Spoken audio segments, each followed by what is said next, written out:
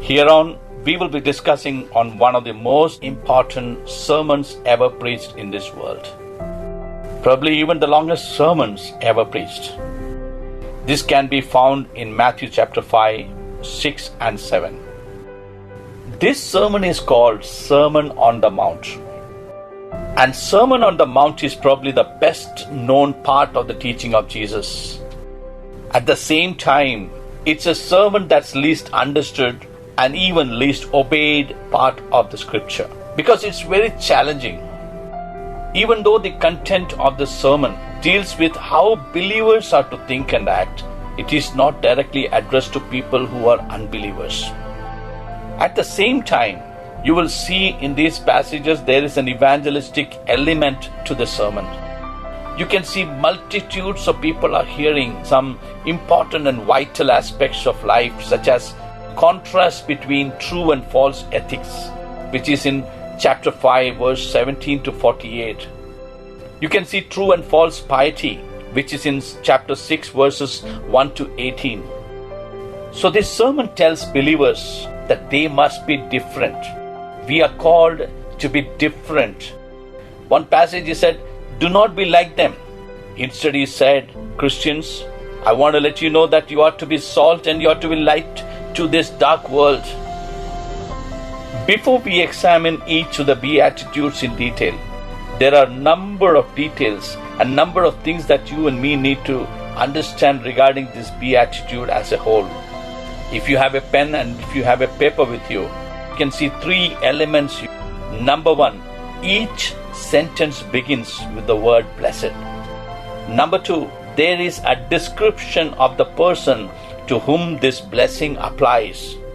In other words, a term called blessed, it's the theme, it's the subject. Who is eligible to be blessed? And the third one is, every beatitude ends with the reason or ground why the person is blessed. So let's keep these three in mind. Number one is, it begins with the word blessed. It also describes the person to whom this blessing applies. Number three is about the Beatitudes, how it ends with the reason or the ground why the person is blessed. Also, there is clearly an element of surprise or shock in this Beatitudes. All the qualities that Jesus has set forth in this sermon, in this Beatitudes, are expected to each and every Christian. And there is no exception to this. Like Paul lists ninefold fruit of the Spirit in Galatians chapter 5, Jesus is bringing out here God's requirement for Christian character. Jesus' 9 Beatitudes is like the 9 fruit of the Spirit or 9 gifts of the Holy Spirit.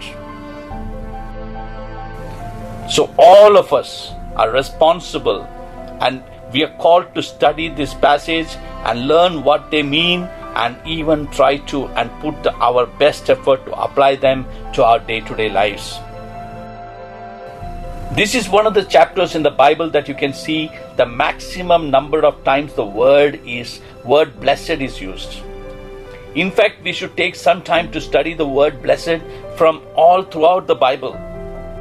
Psalm chapter 1, Bible says, blessed is the man who walks not in the counsel of the ungodly.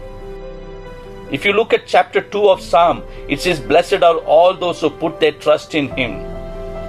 Chapter 32 says, blessed is the man whose sins are forgiven. And blessed is the man to whom the Lord does not impute iniquity. Chapter 119, the psalmist says, blessed are the undefiled in the way who walk in the law of the Lord. And again it says, blessed are those who keep his testimonies. Isaiah chapter 30 says, blessed are those who wait on him. Even if you turn to Deuteronomy chapter 28, you will see there are so many passages, so many verses that talk about blessed is that person. Who is that person? One who obeys, one who listens to the word of God, one who obeys everything, one who is going to carefully follow every scripture that is given to you and me. In Joshua chapter 1, you can see God spoke to Joshua and said, you do not turn to the right or to the left, but walk in the direction that I've given to you. Then no one will be able to stand up against you all the days of your life. And God went on to say that as I was with Moses, I'll be with you. Matthew chapter 13 says, blessed are your eyes for they see and your ears for they hear. Again, Matthew chapter 16 says, blessed are you, Simon Bar-Jonah, for flesh and blood has not revealed this to you, but my Father who is in heaven. Again, in Matthew chapter 24, it says, blessed is that servant whom his master, when he comes, will find so doing. So what do we learn from here?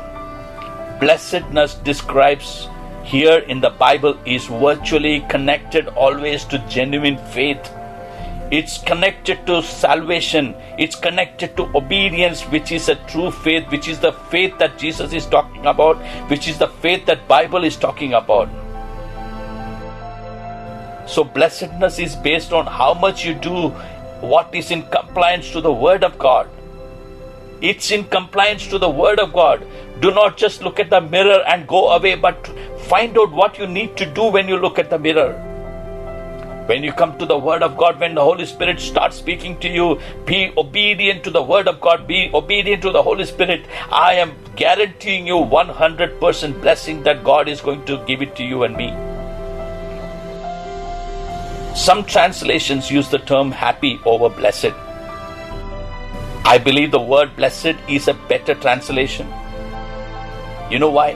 For example, how awkward it is to read, happy are they that mourn. Can I say happy are you if you're mourning? Happy are you if you're sad? I'm sure that you'll agree with me that Jesus is not saying that mourners are subjectively happy. So the context is different here. All the qualities that make up real happy life do involve some pain. It involves some misery, even as we will see when we move through the study. To most people, though this might not make any sense, especially in this world, when the world assumes that true happiness means the absence of misery and the absence of pain, whereas Christians must understand that the true happiness is found in the midst of pain and in the midst of misery. If you look at the Beatitudes, you can see the promise in everything that Jesus is mentioning. It's not a passage where Jesus tells you will not be blessed, but Jesus is telling you will be blessed.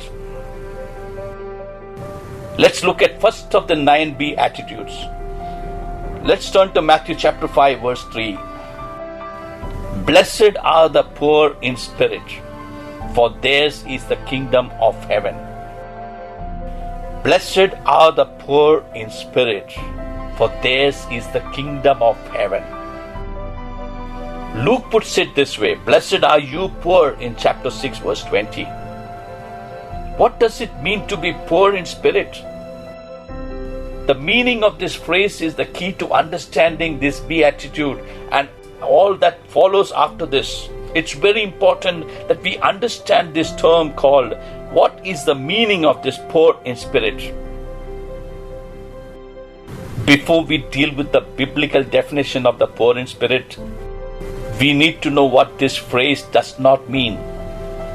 When you hear the word poor, as a person living in this world, you immediately say Jesus is talking about poor people. Jesus is talking about downtrodden people. Jesus is talking about people who live in slums. I am very, very certain that Jesus is not talking about that economically poor and backward people. If that was the case, I want to let you know something. King David cannot call himself poor. King David was a very wealthy man. He lived in a huge palace. He was always connected with God, but he still referred himself as poor and needy. Do you know that? Let's turn to Psalm chapter 40 verse 17. Look at that. David is telling, I am poor and needy, yet the Lord thinks upon me. Psalm 86 verse 1, he said, bow down your ear, O Lord, hear me, for I am poor and needy. Again in Psalm 109 verse 22, David said, "For I am poor and needy, and my heart is wounded within me. I am gone like a shadow when it lengthens. I am shaken off like a locust." So David was rich. David was wealthy. He had no problem with the money. He had no problem with the wealth. Yet David called himself poor and needy. So poor in these passages is more metaphorical and consistent with the poverty of spirit that you can see in this verse 3 of Matthew chapter 5. Let me tell you something. True happiness cannot be found in this worldly wealth. It cannot be found in these worldly possessions. If that was so, then the best person who would have told and who would have been able to say was Solomon, King Solomon. Solomon would have been still the world's richest person even today if you take his net worth. His parentage was the royal line of David, and nobody could have been more noble than that King Solomon. He was the son of a king who had the right to rule. Have you ever read the Bible and picturized and visualized the palace of King Solomon? It must have been fabulous. It must have been beyond our imagination. Bible talks about his wealth and his treasures. I can visualize his assets will be more than 2 trillions of US dollars as of today. Do you know that? 2 trillions, not billions.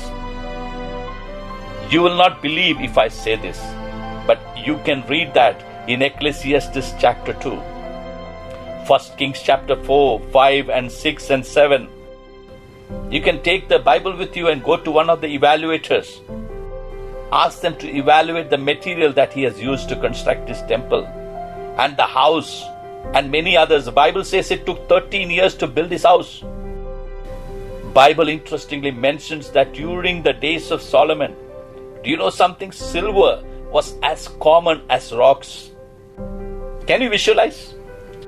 His pleasure was fabulous food, stables, horses, buildings, servants, vineyards, fish ponds and gardens, and endless string of women. You can see in Ecclesiastes chapter 2, he mentions all of them. But his intelligence was unequaled in the world of men. He was the wisest of all men. Why did I bring this all? Do you know he had everything? He was the richest. He was the wisest. He had everything. He came from a noble family. He was sworn in as a king. He didn't have to do anything. But yet, the Bible quotes something about King Solomon. The question arises, when you read through and study his story, his life, you can ask a question. Did Solomon find happiness? He found everything is vanity. You know what? If you read the Ecclesiastes, you will see over and over in that book, he uses that word vanity. It's meaningless. It's chasing after the wind.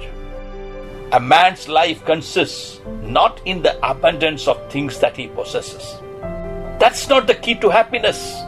You might have millions of dollars with you, but it will not give you happiness.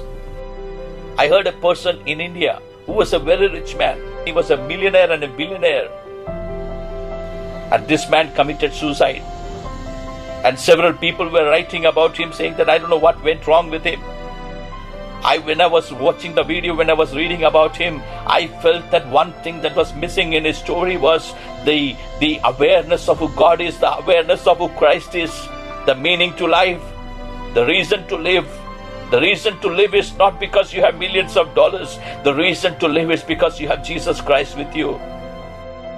The reason to be happy is because you have a Savior who said, I am going to prepare a place for you. He has gone to prepare mansions for you. He has gone to make us rich so much that you and me cannot imagine. None of the employers can ever pay you what our God can pay you. Our net worth asset is beyond imagination, my friends. But that is not evaluated as per the world standard. It is evaluated as per the God standard. Pleasure is not the path to happiness. And even possessions are not the path to happiness, my friends. It's ridiculous, it's useless, it's futile to spend your whole life trying to make yourself happy on things that are all going to end up on the junk. It's all going to be waste. Someone mentioned that all you are running for, all you're trying to attain in this world, all you're trying to earn in this world, I can guarantee you that you and me are eligible for that 6x3, that coffin. Happiness is never found in this earth. Do you know why? Because physical things do not touch the soul. Physical things do not touch the soul. You cannot fill a spiritual need with a physical substance, my friends. Anyone that has a deep longing for true happiness is unsatisfied and dissatisfied with any material thing. Things which cannot quieten the heart of that person. Do you know when King Saul was distressed? Do you know that all the jewels of his crown, all the wealth that he had couldn't comfort him for a moment? King Belshazzar, according to the book of Daniel, he drank wine. I know many people would be drinking wine in a glass, but do you know King Belshazzar was drinking wine in the golden vessels of the temple? But when the figure of a man's hand appeared and wrote Mene Mene Tekel Upharsin, the Bible says he became very different from then. His wine went sour. His food was rotten in his stomach because there was no real happiness in his soul. You can eat mutton, but that can make you fat. That can make your physical body fat. But I want to ask you, I want to ask myself, are we feeding our spiritual body? The theme of the gospel according to Matthew was to represent the kingdom of heaven. So let's keep that in background as we study. So here is Jesus after his baptism and during the first year of his earthly ministry. He comes as a king here. But you and me would be looking at a king who would come in that garment, that palace. But then this king is a king of another kingdom. He was personifying the characteristics and requirements of the kingdom of heaven. Jesus came as the king to present this tremendous truth. He came to introduce the principles of God's kingdom, which is not outward, which is not earthward, which is inward, which is spiritual. But there was a problem that time. There was a problem when they heard that message from God, a message from Jesus. There was a problem even today that when people hear it. The problem is the same. The perception of the listeners are the same even today. What's the reason? What's the perception? Those days the Jewish people were looking for a political kingdom. Today the people are looking for an earthly kingdom. People in this world are looking for a material kingdom. People were really attracted to Jesus when he created food for them. When he fed 5,000 people, people were very happy. They were very much attracted to Jesus when he healed their diseases. They were very happy when he cast out the demons. But when Jesus began to drill into their hearts, it did not anymore thrill them. When Jesus began to talk about the fact that they were sinful and they were alienated from the life of God and they needed to receive God and they needed some salvation in their life, they had an issue with that. They were all wanting to hear about what a man can have and what he can become and what he can possess. Jesus only wanted to talk about what he is. That's why he said something very powerful. My kingdom is not of this world. Can we as Christians say that truly? Apostle Paul mentioned that. But how many Christians can say that my kingdom is not of this world? That through this sermon, Jesus wants to talk about the inside, the inner man. He has come to take you and me to heaven. That's his whole purpose. That's his whole plan. I have only served you an appetizer for a main course meal. I pray that the Holy Spirit will help us to tune our hearts and our ears and our minds to listen to everything that God wants to talk to us. We have only touched upon the theme of this sermon, the purpose of this sermon, the background of this sermon. So I want you to prepare your heart as you come in the coming weeks.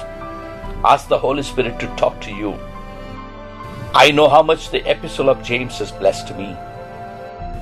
I am very certain that as we study the Sermon on the Mount, we will find true happiness.